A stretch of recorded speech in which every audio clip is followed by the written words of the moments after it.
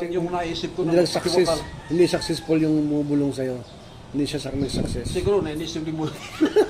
Gano'n yan. Hindi ako pinakinggan ito Gano'n siya naisip yan. Minumura po, takita mo Okay na. Naranasan ko rin dati yan. Hindi depressed din ako. Kaya lang sabihin nila, nasa sa'yo, sa sarili mo.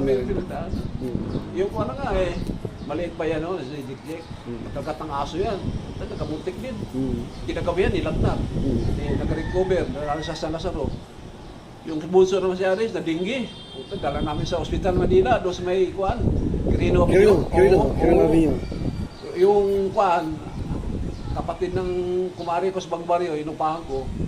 Kuan doon, nursing assistant sa Quirino o sa Ospital Manila. Tinulungan ko. Naka-recover din si Aris. Sabi ko, swerte naman Lord na binigyan mo pa ng extension ng mabuhay ng anak ko. Yung kapili ko yun.